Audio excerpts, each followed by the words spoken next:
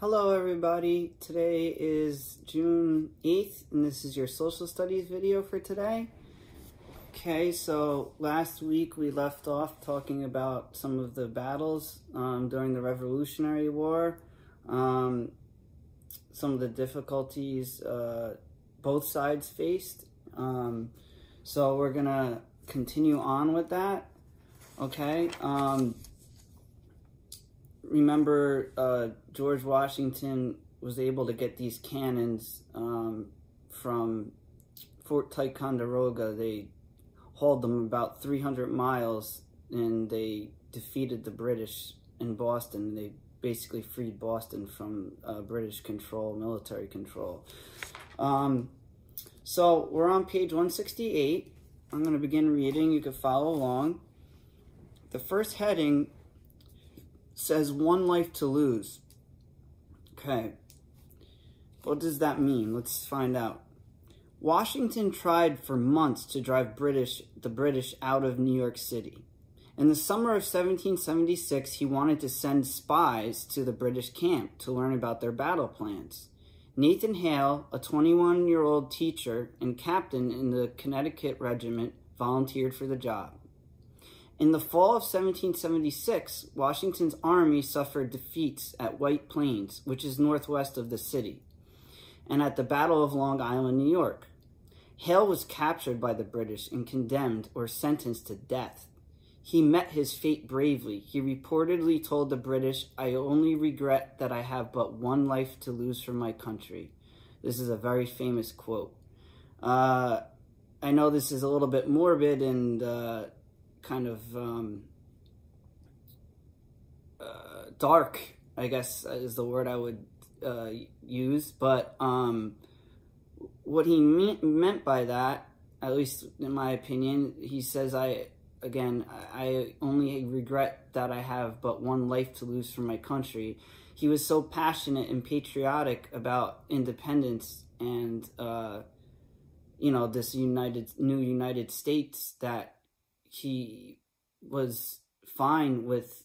Of course, he would rather have lived, but he accepted his fate, and he wished he had another life to give, to help the cause. So that's a statue of Nathan Hale right here. Okay, so it's a very famous quote.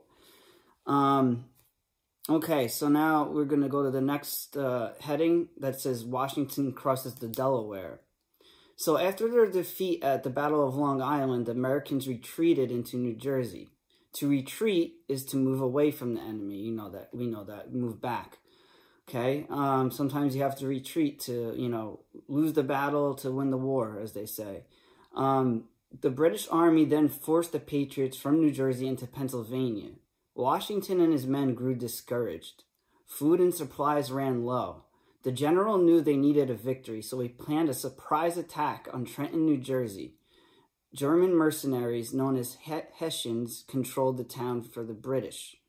On the night of December 25th, Washington and his men started to cross the icy Delaware River. Sailors from Massachusetts rowed soldiers across the river. A snowstorm made the river icy and cold, and the crossing difficult and dangerous. However, Washington's troops landed safely. They arrived in Trenton the next morning and surprised the Hessians. With ease, the Patriots defeated the mercenaries, capturing more than 900 prisoners. Remember I said the British hired German soldiers, they fought for money. That's what who the mercenaries were, the Hessians, as they called them. Number 2 asks, do people today still feel that independence is worth possibly dying for? Write below how you know. Well, that's an opinion piece, and I definitely think freedom goes hand in hand with independence. You guys probably have heard about George Floyd and all the racial injustice that is still going on today around the world and in this country, more specifically. So people are still fighting for their independence, okay? Just because there's no slavery and there's no segregation doesn't mean that everyone's treated equally still. We still have a long ways to go. Also, comes to mind, you know, there was people out when they told everyone to stay in and quarantine themselves. There was people out in the parks. There's people not listening. Unfortunately, that's part of the freedoms we have, is that we have the freedom. The government can't order us to stay in our house, you know, that we have a freedom and right to move around. So, freedom is good if it's used, you know, responsibly, but, people kind of took that out of hand. Anyway, I think, you know, we still have a military. We still have a lot of people volunteering for the military. So that shows me that they're willing to die for their country. The Marines, the Army, the Air Force, the Navy. So, I mean, like I said, you could write what you want. But that's a couple ideas, you know, why, you know, people still feel that independence is worth dying for. Okay. Okay, so moving on to page 169. This is a picture of George Washington crossing the Delaware River. Of course, they make him look very brave and, you know, like he's leading everyone. So soon after the Battle of Trenton, Trenton is New Jersey. It's the capital of New Jersey.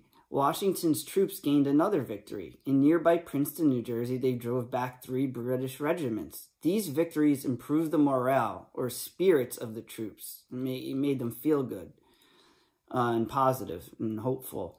Many of the Patriot soldiers had enlisted or signed up for armed service, only for a short time. If they chose to, they could have left the army. But the victories at Trenton and Princeton gave the Patriot soldiers confidence that the Continental Army could win the war, and then many of them enlisted again. So for number 3, it says choose colors to show the American and British victories. Use these to color in the battle symbols in the key and the map. So you see the key here, they're both white, okay? So you can't tell an American victory from a British victory, right? Right here. So what you have to do is choose 2 colors and go back and read. So like, for example, White Plains, New York, okay? That was, let's see here. I believe they got defeated. Yes. So Washington's army suffered defeats at White Plains. Okay, so we know the British one. So if you say you chose to color British in red, then you would color White Plains in red. Long Island, I believe that was another defeat. Yep. So Long Island and White Plains were both British victories, so you would color them in whatever color you would want the British victories to be. And then Princeton and Trenton were we turned it around, and Washington, General George Washington won. Okay, so all you're doing is choosing 2 colors and then marking off the American victories that were here and then the British victories that were here. Okay, hope that makes sense. That's it for today. We are going to continue. We're headed towards the end of the Revolutionary War, the turning points, okay? We're going to talk about the Battle of Saratoga and Valley Forge. Those were kind of like pretty much towards the end of the Revolutionary War. And then we're also going to talk about how women helped out in the Revolution, Native Americans, and that's kind of where we're headed right now. Okay, so just do those 2 pages for today, and I will talk to you guys about social studies anyway on Wednesday. Hope you enjoyed. Thanks for watching.